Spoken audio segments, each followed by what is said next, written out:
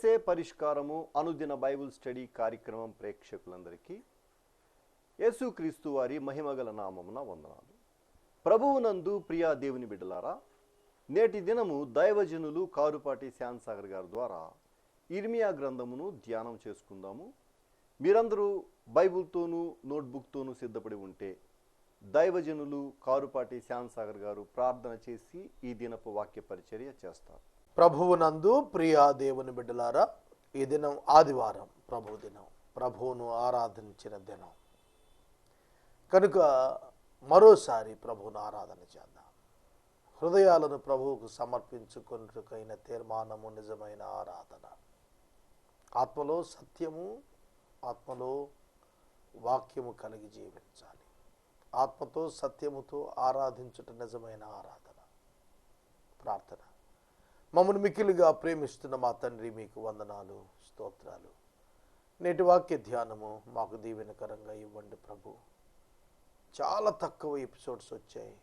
Make a wonder, ఒక ఆశ్చర్య కార్యము ద్వారా మీరు సహాయం చేయమని అడుగుతున్నాము. ఘనత, మహిమ, ప్రభావాలను మీరే పొందండి. నేటి వాక్య ధ్యానం మా కొరకు విరిచి అనుగ్రహించము. యేసు నామమున అడుగుచున్నాము తండ్రి, ఆమేన్. ప్రభువునందు ప్రియా దేవుని బిడ్డలారా, దయచేసి మీ పరిశుద్ధ బైబిల్ గ్రంథాన్ని తెరవండి. ఇర్మియా గ్రంథము 26వ అధ్యాయము 12వ వచనం మీ ఎదుట ఉంచుకోండి. ఇర్మియాతో దేవుడు చెప్పిన మాట: నీవు మందిర ఆవరణములో నిలిచి యాజకులు, ప్రవక్తలు, జనులు వినుచుండగా ఈ మాటలు ప్రకటించుము. అవేవనగా, మీరు దుర్మార్గము చేయుచు ఉన్నారు. దేవుని ఉగ్రత మీ మీదకు రాకుండానట్లు దుర్మార్గత నుండి మరలిపోండి అని సందేశం ఇస్తూ, షిలోహు ఏ విధంగా అయితే జరిగిందో అలా మిమ్మల్ని కూడా శాపాస్పదంగా చేస్తాను మారు మనసు పొందకపోతే అని హెచ్చరిక ఇమ్మన్నాడు. ఆ విధంగా ఇర్మియా హెచ్చరిక చేశాడు. ఆ హెచ్చరికలో షిలోహునకు సంభవించినట్లు అనే పదాన్ని వినియోగించినందుకు ఆనాటి మత నాయకులు అబ్జెక్ట్ చేశారు. వారందరూ కూడుకున్నారు, సభ చేశారు, ఇర్మియాని పిలిపించారు, మాట్లాడటం ప్రారంభించారు. నీవు దేవుని యొక్క మందిరాన్ని పడగొడతాననే మాట ఎందుకు మాట్లాడుతూ వచ్చావు? ఇది దేవుని వాక్యానికి విరుద్ధం కాదా అని చెప్పి నిలదీశారు. ఆ సందర్భంగా ఇర్మియా చెప్పిన జవాబు 12వ వచనం. అప్పుడు ఇర్మియా అధిపతులందరితోనూ జనులందరితోనూ ఈ మాట చెప్పాడు: ఈ మందిరమునకు విరోధముగాను ఈ పట్టణమునకు విరోధముగాను మీరు వినిన మాటలన్నింటినీ ప్రకటించుటకు యెహోవాయే నన్ను పంపి ఉన్నాడు. ఈ మందిరమునకు విరోధముగాను ఈ పట్టణమునకు విరోధముగాను మీరు వినిన మాటలన్నింటినీ ప్రకటించుటకు యెహోవాయే నన్ను పంపి ఉన్నాడు. కన్ఫర్మ్ చేస్తున్నాడు, ఎస్కేప్ కాలేదు. తన సందేశం, తన మాటలు కన్ఫర్మ్ చేస్తున్నాడు. పారిపోలేదు ఇర్మియా. ప్రజలందరూ ఒక పక్కన వచ్చేసారు. మత నాయకులు, యాజకులు, ప్రవక్తలందరూ ఒక పక్క చేరిపోయారు. ఇర్మియా ఒక్కడే ఒక పక్కన నిలబడ్డాడు. ఇర్మియా అంటున్నాడు, మీకు విరోధంగా, పట్టణానికి విరోధంగా, దేవుని మందిరానికి విరోధంగా దేవుడే నాతో మాట్లాడిస్తున్నాడు అని అన్నాడు. చూడండి, ఇది విపరీత అర్థంగా గోచరించింది వాళ్లకు. దేవుడేంటి, మందిరానికి వ్యతిరేకం ఏమిటి? దేవుడేంటి, పట్టణానికి వ్యతిరేకం ఏమిటి? అది అక్కడ వాళ్ళు అంటోంది. కాబట్టి యెహోవా మీకు చేసేదనని తాను చెప్పిన కీడును గుర్చి ఆయన సంతాపపడినట్లు మీరు మీ మార్గములను, మీ క్రియలను చక్కపరచుకొని మీ దేవుడని యెహోవా మాట వినండి. చూస్తున్నారా? మీరు మీ పనులు చక్కబెట్టుకోండి, మీ మార్గాలు చక్కబెట్టుకోండి, మీ క్రియలు చక్కబరుచుకోండి. మీ మీద దేవుడు ఉద్దేశించిన సంతాపపడేటట్లుగా, శిక్ష నుండి విడిపించేటట్లుగా మీరు మాట వినండి, యెహోవా మాట వినండి. ఆ రోజున విచిత్రం ఏంటంటే ప్రవక్తల ద్వారానే దేవుడు మాట్లాడాడు, మరొక సోర్స్ లేదు. మిగిలిన ప్రవక్తలందరూ ప్రజల ఎదుట వారికి అనుకూలమైన మాటలు చెబుతున్నారు. ఇర్మియా మాట్లాడుతున్నప్పుడు నా మాట యెహోవా మాటని ప్రకటిస్తూ మందిరానికి ప్రజలకు వ్యతిరేకంగా మాట్లాడుతున్నాడు. దానితో ఒక డైలమా, కన్ఫ్యూజన్ ప్రజల్లో వచ్చింది. ఏది దేవుని మాట, ఏది కాదు. ఏది ఫేవరబుల్ వర్డో అది దేవుని మాటగా తీసుకున్నారు. అన్ఫేవరబుల్ వర్డ్ని దేవుని మాట కాదనుకున్నారు. కానీ దానికి ఆధారాలు ఏమిటో పరిశీలించలేకపోయారు. ఈయన ఇలా మాట్లాడుతున్నాడు, గ్రంథం ఏం చెబుతుంది, దేవుని మనస్సును గూర్చి వాక్యం ఏం చెబుతోంది, మన ప్రవర్తన ఎట్లా ఉంది అనేది వాక్యానికి అనుకూలంగా పరిశీలించుకోవటం విషయంలో వైఫల్యం చెందారు ఆనాటి ప్రజలు. అందుకే వారికి దేవుని యొక్క మాట అర్థం కాలేదు. అందుకే వారు అబద్ధ బోధకుల మాటలకు ప్రలోభపడి పట్టుబడ్డారు. ఈనాడు కూడా అంతే, సేమ్ కండిషన్. 21st century. కొంతమంది సేవకులు మారు మనసు పొందమని చెబుతున్నారు, కొంతమంది సేవకులు ఆశీర్వాదాలు పొందండి అని చెబుతున్నారు. మారు మనసు పొందకుండా ఆశీర్వాదం వస్తుందని బైబిల్లో ఎక్కడ చెప్పలేదు. మారు మనసు పొందని వానికి ఆధ్యాత్మిక ఆశీర్వాదము చోటే లేదు, ప్రశ్నే లేదు. నో క్వశ్చన్ ఆఫ్ బ్లెస్సింగ్, సమస్య లేదు. కానీ వాళ్ళు ఎవరు మారు మనసు గురించి మాట్లాడుతున్నారు? మాట్లాడటం లేదు. అంతా దీవెన దీవెన దీవెన. మీకు దీవెన కావాలా? రండి, సమర్పించండి. అర్థమవుతుందా? ఆనాడు పరిస్థితి అదే, ఈనాడు పరిస్థితి అదే. ఆనాడు దేవుని ఉగ్రత వచ్చింది, ఈనాడు కూడా దేవుని ఉగ్రత వస్తుంది. అర్థమవుతుందా? కాబట్టి మారు మనసు పొంది పాపక్షమాపణ వైపు నడిపించబడాలి. సేవకులు తమ పిలుపును గురించి ఆలోచన చేయాలి. సేవకుడు దేవుడు తనను ఎందుకు పిలిచాడు, ఎలా జీవించాలి, అలా జీవించి దేవునికి మహిమ తేవాలి తప్ప భౌతిక విధానాల్లో పాత నిబంధన గ్రంథములోని భక్తుల యొక్క జీవితాలతో తమ జీవితాలను అన్వయించుకొని ఫిజికల్ బ్లెస్సింగ్స్ చేత, ఫిజికల్ పొజిషన్స్ చేత వీఆర్ బ్లెస్డ్ అని ప్రజలకు చూపించే ప్రయత్నం తప్పు, మోసపూరితం. దానిలోకి వెళ్ళకూడదు. కానీ ఆనాడు అలాగే వెళ్ళిపోయారు వాళ్ళు. దానికి ఇర్మియా చెబుతున్న కమిట్మెంట్ చూడండి. కాబట్టి యెహోవా మీకు చేస్తానని చెప్పిన కీడును గురించి ఆయన సంతాప పడేటట్లు మీరు మీ మార్గాలను, క్రియలను చక్కబరుచుకొని మాట వినండి. ఇదిగో నేను మీ వశములో ఉన్నాను, మీ దృష్టికి ఏది మంచిదో ఏది యుక్తమైందో అదే నాకు చేయండి. చూడండి, ఏం మార్చుకోలేదు. నేను దేవుని సందేశం చెప్పాను, మిగతాది మీ ఇష్టం. నేను మీ వశంలోనే ఉన్నాను, మీరేమైనా చేసుకోండి. మీ వశంలో ఉన్నాను, మీరు ఏమైనా చేయండి, నాకేం సమస్య లేదు. కానీ మీరైతే మీకు చెవులార ఈ మాటను చెప్పుటకు నిజంగా యెహోవా మీ యొద్దకు నన్ను పంపి అన్నాడు కనుక మీరు నన్ను చంపిన ఎడల మీరు మీ మీదకి, ఈ పట్టణం మీదకి, దాని నివాసుల మీదకి నిరపరాధి రక్తదోషం తెప్పిస్తారని నిస్సందేహంగా తెలుసుకోండి. ఎంత స్ట్రైట్ వర్డ్స్ అండి ఇవి. మీకేమిష్టమో అది చేసుకోండి. I don't fear for that. నేను దానికి భయపడటం లేదు. కానీ ఇంకోటి తెలుసుకోండి, మీరు నన్ను చంపిన దినాన రక్తాపరాధం, నిర్దోష రక్తాపరాధం మీ మీదకి వస్తుందని తెలుసుకోండి. ఒక మాట, యేసు ప్రభు సిలువ దగ్గరికి వెళదాం. యేసుక్రీస్తు ప్రభువు సిలువ వేయబట్టానికి అబద్ధపు సాక్ష్యములు, అన్యాయపు తీర్పులు, అసత్య ప్రకటనలు జరిగాయి. 6 విచారణలు జరిగాయి 3 గంటల్లో. 6 విచారణలు అబద్ధాలని తేలిపోయాయి. ఆ 6 విచారణల అనంతరం పరిశుద్ధుడని, నిరపరాధి అని తెలిసిన తరువాత శిక్ష విధించాడు పిలాతు. మనుషులను సంతోషపెట్టుటకు యేసుక్రీస్తు ప్రభువును మరణశిక్షకు అప్పగించాడు. అన్యాయపు తీర్పు పొందిన వాడై ఆయన కొనిపోబడ్డాడు. ఆయన న్యాయవంతుడే, ఆయన పరిశుద్ధుడే, ఆయన పాపరహితుడే, ఆయన యథార్థవాదే, ఆయనయే సత్యం. అయినప్పటికీ పిలాతు ఆయనకు శిక్ష విధించాడు. పిలాతు శిక్ష విధించాడు. ఆనాటి ప్రజలు ఒక్కటే బిగ్గరగా కేకలు పెట్టారు, పిలాతు చేతులు గడుక్కుంటున్నాడు. హీఈస్ నాట్ ఎ జ్యూ, యూదుడు కాదు, రోమియుడు. పిలాతు చేతులు గడుక్కుంటున్నాడు. అయ్యా, ఈ పాపంతో, ఈ నిరపరాధి రక్తంతో నాకు సంబంధం లేదంటే వెంటనే యూదులందరూ ఏమన్నారు తెలుసా? ఈ పాపం మా మీద, మా పిల్లల మీద ఉండునుగాక అన్నారు. వాళ్ళు ఎంత పర్సనల్గా తీసుకున్నారు యేసుక్రీస్తు ప్రభువును చంపటం. మా మీద ఉండాలి, మా పిల్లల మీద ఉంటుంది ఈ పాపం. అంటే ఇది పాపం కానే కాదు, ధర్మశాస్త్రం ప్రకారంగా మేము చంపుతున్నాం అనే భ్రమలో నిరపరాధి అయిన యేసుక్రీస్తు ప్రభు వారిని సిలువ వేసి చంపారు. జీవాధిపతిని మీరు చంపితిరి గాని దేవుడు ఆయనను బ్రతికించెను, ఇందుకు మేము సాక్షులమని పేతురు గారు సాక్ష్యం ఇచ్చాడు పెంతెకొస్తు పండుగ నాడు. మీరు ఎరుగకయే దీనిని చేసితిరి అని నేను ఎరుగుదును. ఆనాటి యూదులకు ఇన్డెప్త్ కండిషన్ తెలియక వాళ్ళు యేసుక్రీస్తు ప్రభువును సిలువ వేసి చంపించారు. ఆ పాపం మా మీద, మా పిల్లల మీదకి రావాలన్నారు.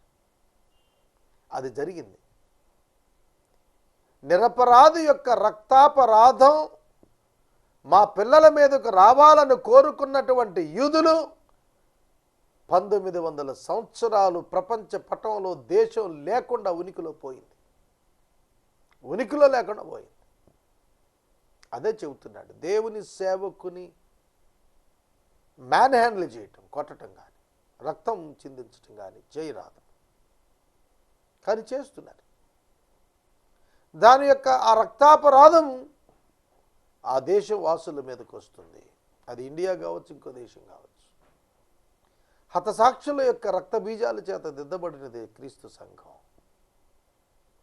ప్రతి రక్త బొట్టుకి జవాబు చెప్పాల్సింది ఉంది.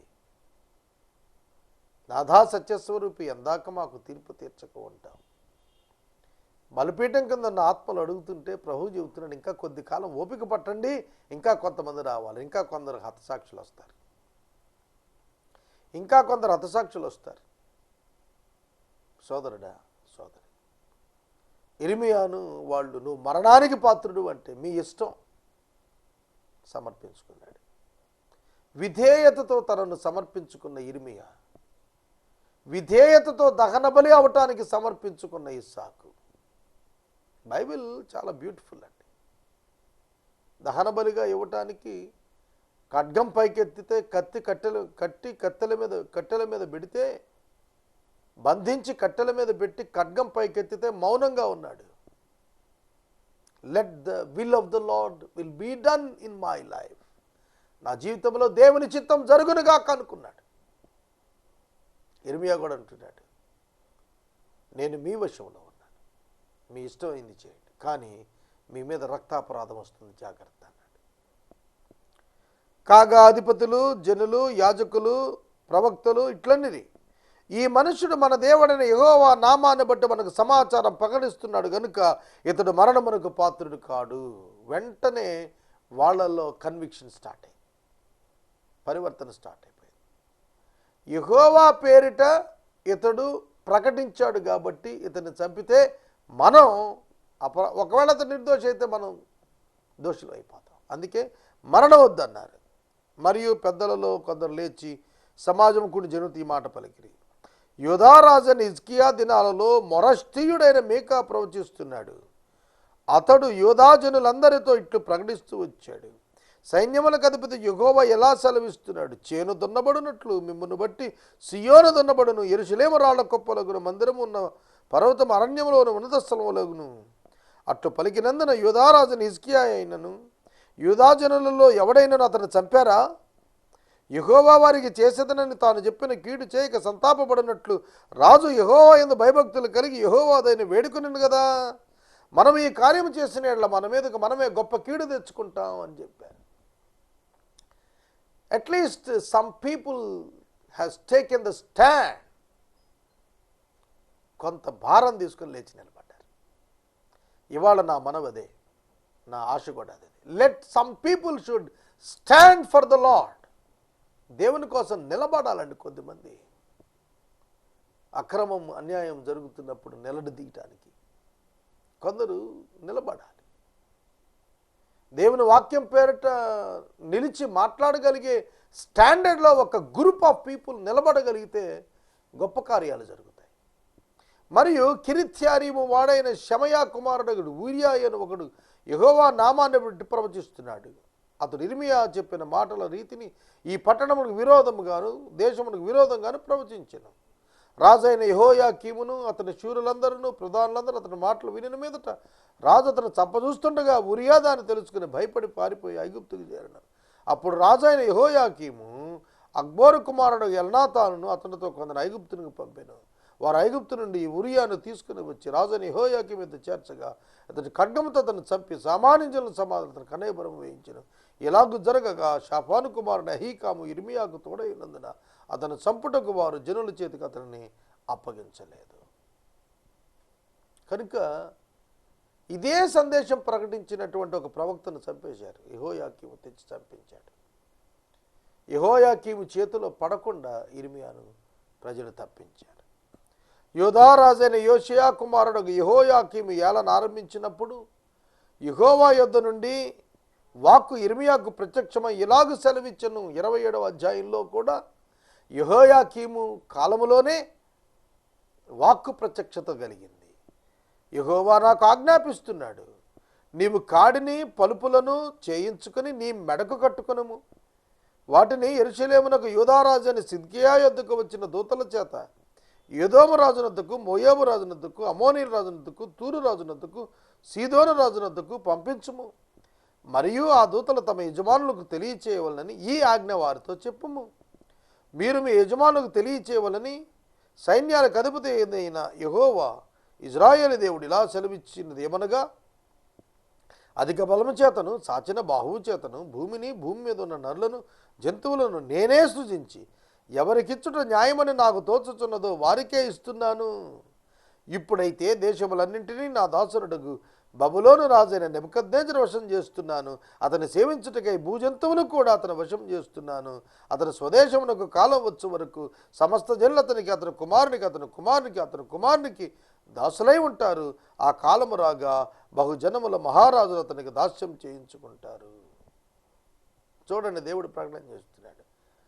ఇందులో ఆశ్చర్యకరమైన విషయం ఏమిటంటే, నేను ఎవరికి ఇవ్వాలని అనుకొంచున్నానో వారికి నేను ఇస్తాను. భూమిని నరులను జంతువులను చేసిన నేనే ఎవరికి వాటిని ఇచ్చుట న్యాయం అనుకుంటున్నానో వారికి ఇస్తున్నాను అన్నాడు. ఇక్కడ ఒక మాట చెప్పాలి, కలిగినది ఏది ఆయన లేకుండా కలగలేదంటే ఇదే అర్థం. దేవుడు ఎవరికి ఇవ్వాలనుకుంటే ఆయనకి ఇస్తున్నాడు. ఇక అందులో మార్పేమి లేదు. నేనెప్పుడు I'm satisfied with my church members number. నేను ఆరాధన కండక్ట్ చేస్తాను. ఇవాళ ఆదివారం కాదు, ఆదివారం ఆరాధనకి ఎంతమంది వస్తారు? 10 మంది, 15 మంది. కొన్ని సంఘాల్లో 1000 మంది వస్తున్నారు. మరి అక్కడ 1000 మంది ఎందుకు వస్తున్నారు? నా దగ్గర 10 మంది ఎందుకు వస్తున్నారు? ఈ మాట ఇక్కడ చదివాం కదా, యెహోవా ఎవరికి ఇస్తున్నాడో వారికి ఇస్తున్నాడు. అంతే, సింపుల్. నేను నా ప్రయాస చేతో, నా ప్రజ్ఞ చేతో, నా మ్యాజిక్ అండ్ మ్యూజిక్ చేతో నేను ప్రజలను ఆకర్షిస్తుంది. సంఘం కాదు, ఒక థియేటర్ అయిపోద్ది. అది అంతే, ఒక మ్యూజికల్ థియేటర్ అయిపోతుంది. ఇవాళ అలాంటివి చాలా ఉన్నాయి. People likes music, people likes miracles, people likes entertainment, but God likes repentance. దేవునికి కావాల్సింది పశ్చాత్తాపం, కానీ మనుషులకు కావాల్సింది కల్పనా కథలు, చాతుర్యముతో బోధలు, వినసొంపైన సంగీతం, ఆహ్లాదకరమైన వాతావరణం. నో, ఇది కాదు దేవునికి కావాల్సింది. కానీ మనుషులకు కావాల్సింది మనుషులు వెతుక్కుంటున్నారు. అలాగే ఇక్కడ వాక్యంలో కూడా అదే చెబుతున్నాడు, నేను ఎవరికి ఇవ్వాలనుకుంటే అలా ఇస్తాను. 1000 మంది సంఘం ఇచ్చినది దేవుడు ఇచ్చిన వారు ఉన్నారు, చాలామంది ఉన్నారు. దేవుని కృప అది, దేవుని చిత్తం అది. దేవుడు ఒక్కొక్క జీవితాన్ని ఒక్కొక్కలాగా డిజైన్ చేస్తాడు. అందులో ఈసారి నేను నెబుకద్నెజరుకి ఇస్తున్నాను అన్నాడు. దాన్ని కాదంటానికి నువ్వెవరు, నేనెవరు? అసలు మనం ఎవరు అండి కాదంటానికి? 10,000 మందిని ఇవ్వచ్చు దేవుడు, 1,00,000 మంది సంఘాన్ని ఇవ్వచ్చు. దేవునికి స్తోత్రం, ఆయన చిత్తం. కనుక నెబుకద్నెజరుకి నేను అప్పగిస్తున్నాను. 3 తరాలు అక్కడ నేను ఈ జనులను ఉంచుతాను, వారిని హెచ్చిస్తున్నాను అని చెప్పాడు.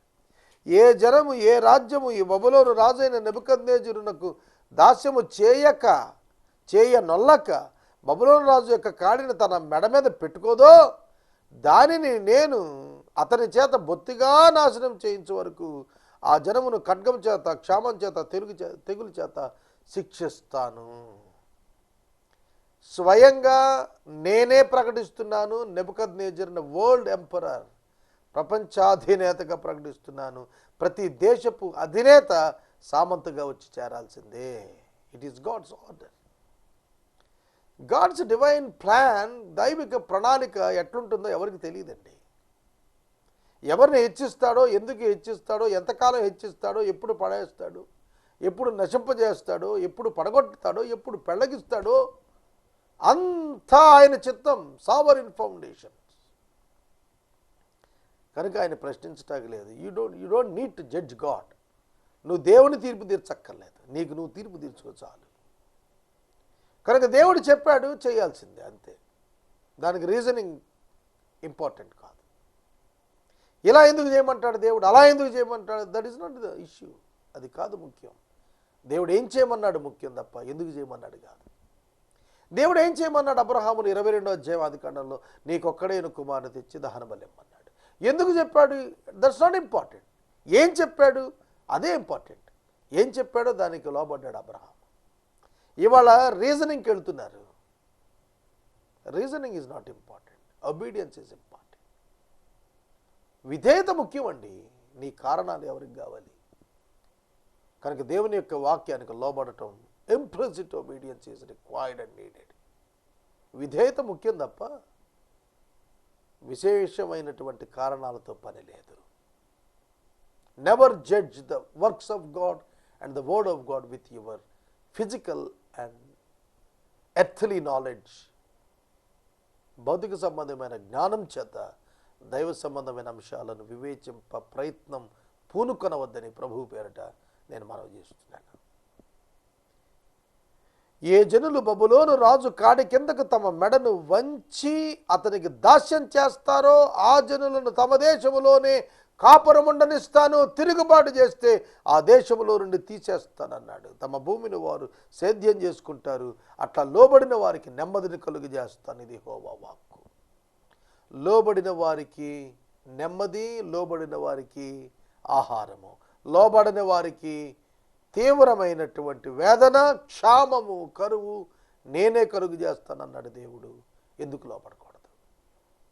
నెబుకద్నెజరుకు లోబడమని దేవుడే చెబితే లోబడకుండా ఉండటానికి ఏమిటి పని? యేసుక్రీస్తు ప్రభు అన్నాడు, నాపై నీకు దేవుడు అధికారం ఇస్తే తప్ప నీకు అధికారం లేదన్నాడు. పిలాతు అడిగాడు, నాకు నీ పైన అధికారం ఉందో తెలుసా? ఒక అధికారిగా అన్నాడు. ప్రభు అన్నారు, పైనుండి నీకు అధికారం ఇవ్వబడితేనే తప్ప నాపై నీకు అధికారం లేదన్నాడు. కనుక నాపై నీకు అధికారం ఏంటి అంటే, ఒక ప్రభుత్వాధిపతిగా ఉన్నావు కాబట్టి నా స్పిరిచువల్ లైఫ్ మీద నీకు అధికారం ఉంటుందా? నెవర్, ఉండదు. No, not at all. ఈ సత్యం మనం గుర్తెరగాలి. ఒక భౌతిక అధికారి లేచి ఒక చట్టం చేసుకుంటే ఒక విశ్వాసి ఆ చట్టానికి లోబడిపోయి దేవుని వదిలిపెట్టి ఆరాధన మానాలా, ప్రార్థన మానాలా, సువార్త ప్రకటన మానాలా? కుదరదు, కుదరదు, కుదరదు.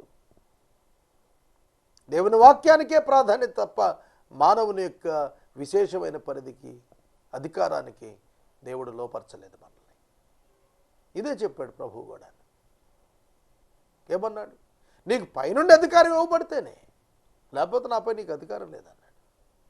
యేసుకే కాదు, ఒక ప్రతి విశ్వాసికి కూడా ఇది అప్లై అవుతుంది. కనుక ప్రభువు చెప్పాడు, నెబుకద్నెజరుకు దాసులైతేనే బ్రతుకుతారు, మీ ఊళ్ళల్లో మీరుంటారు, మీ దేశాల్లో మీరుంటారు, మీ పొలాలు పండుతాయి, లోబడండి అని చెప్పాడు. ఎందుకు చెప్పాడు?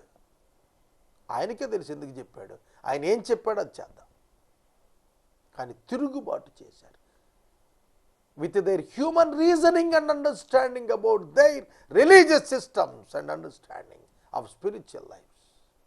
వారి యొక్క భౌతిక, ఆర్థిక, వారి యొక్క మతపరమైన విషయాలను బట్టి వారు దేవుడిచ్చిన మాటను ధిక్కరించి నెబుకద్నెజరు మీద తిరుగుబాట్లు చేశారు.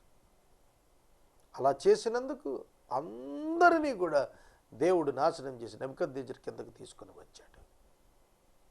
కనుక దేవుడు ఎందుకు చేస్తున్నాడు అని అడగటానికి మనకెవ్వరికి అధికారం లేదు. దేవుడు ఏం చేస్తుంటే అది చేయించుకోవటమే, మనం అది జరిగించటమే మన జీవితంలో. ప్రశ్నించే అధికారం లేదు. ఇర్మియా 18వ అధ్యాయంలో చెప్పాడు, కుమ్మరి మంటిపైన అధికారం కలిగిన వాడు, కొండపైన అధికారం కలిగిన వాడు. ఇలాగ నన్ను ఎందుకు నిర్మించావు కొండ కుమ్మరిని లేచి ప్రశ్నించే అధికారం లేనే లేదు. సావరిన్ ఫౌండేషన్స్, సార్వభౌమిక అధికారం కలిగిన వాడు దేవుడు. అర్థమవుతుంది ఆ వాక్యం. బేత్పగే ప్రాంతంలో ప్రభు చెప్పాడు, ఇంటి బయట ఒక గాడిద కట్టబడి ఉంది, దాన్ని తోలుకొని రా, ఎవడైనా అడిగితే ప్రభువుకు కావాలని చెప్పు అన్నాడు. That is the authority of God. దేవుడికి కావాలి, ఇచ్చేటివి అంతే. దేవుడికి కావాలన్నది ఇవ్వాల్సిందే.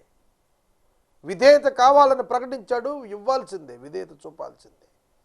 ఇది ఆనాటి ప్రజలకు అర్థం కాలేదు. వాళ్ళు ఇంకా భౌతికంగా మందిరాలు పట్టుకుని వేలాడారు, మతతత్వాన్ని పట్టుకుని వేలాడారు. ఇవాళ రిలీజియస్ యాక్టివిటీ ఇంపార్టెంటా, obedience to the word of God ఇంపార్టెంటా? మనల్ని మనమే పరిశీలన చేసుకుందాం. ఇవాళ నువ్వు పెద్ద ఇన్ఫ్రాస్ట్రక్చర్ ప్రభు పేరు సంపాదించడం కంటే ఒక ఆత్మను ప్రభు దగ్గరికి నడిపించడం గొప్పది. కనుక మిక్కిలి అల్పులైన ఈనా సహోదరులలో ఒకనికి చేసితిరి గనుక నాకు చేశారన్నాడు. People are important rather than your buildings and your institutions and your all kinds of companies. నీకున్న సమస్తము కంటే ఒక మానవుని ఆత్మ ప్రాధాన్యమైనది. ఒక మనుషునికి నువ్వు చేసేదే దేవుని ఎదుట ప్రశంసకు వస్తుంది తప్ప, నువ్వు బబులోని హ్యాంగింగ్ గార్డెన్ చేస్తే దేవుడు నీకేం కిరీటం పెట్టడు. 10 వరల్డ్ కప్స్ సంపాదిస్తే దేవుడే పరలోకం ఇవ్వడు. అనాథలను, పేదలను, దీనులను, దరిద్రులను, రోగులను ఆదరించిన వాడిని దేవుడు ఆశీర్వదిస్తాడు. People are important, not the positions are important. ఇదే విషయాన్ని చెప్పాడు ఇర్మియా. మీరు దేవునికి లోబడండి, గాడ్స్ అథారిటీకి లోబడమని చెప్పాడు. నేను 11వ వచనం దగ్గర వాక్య నిలుపుదల చేస్తున్నాను. రేపటి వాక్య ధ్యానంలో 12వ వచనం నుండి ధ్యానిద్దాం. ఎపిసోడ్ సహకారులు ఈ మాసం ఎందుకో ప్రభు తక్కువగా ఇచ్చారు. మనం ఇంకా ప్రార్థిద్దాం, ప్రభు సహాయం చేయనట్లుగా వేడుకుందాం. మనము ఇంతవరకు దైవ సేవకులు కారుపాటి శ్యామ్ సాగర్ గారి ద్వారా ఇర్మియా గ్రంథమును ధ్యానం చేసుకున్నాం. ఈ కార్యక్రమం ద్వారా మీరు పొందుకొనుచున్న ఆత్మీయ మేలులు ఒక ఉత్తరం ద్వారా మాకు తెలియచేయండి. మీ ప్రార్థనా మనవులు మాకు తెలియచేస్తే ఏసే పరిష్కారం కార్యాలయంలో ఏర్పాటు చేసిన ప్రత్యేక ప్రార్థనా శిబిరంలో మీ కొరకు ప్రార్థిస్తాం. మీ కుటుంబ పక్షముగా ఒక ఎపిసోడ్ ప్రసారం చేయాలనుకునేవారు మాకు తెలియచేస్తే మా సిబ్బంది మీ గృహాలను దర్శిస్తారు. ముగింపు ప్రార్థన ఆశీర్వాదాలతో ఈ కార్యక్రమాన్ని ముగించుకుందాం. ప్రార్థన. మమ్మల్ని మిక్కిలిగా ప్రేమిస్తున్న మా తండ్రి, మీకు వందనాలు. వాక్యము విన్న బిడ్డలను దీవించండి. మేమెల్లరము నీ మాటకు విధేయులగుటకే తీర్మానించినట్లు చేయమని ఎపిసోడ్ సహకారం ఇచ్చి ఈ మాసం చెల్లించవలసినది చెల్లించుటకు మార్గాలు తెరవమని రక్షకుడైన యేసయ్య ద్వారా అడుగుచున్నాం తండ్రి. ఆమేన్. తండ్రి అయిన దేవుని ప్రేమ, కుమారుడైన యేసయ్య కృప, పరిశుద్ధాత్మని అన్యోన్య సహవాసం సదాకాలం మనందరికీ తోడై ఉండును గాక. ఆమేన్.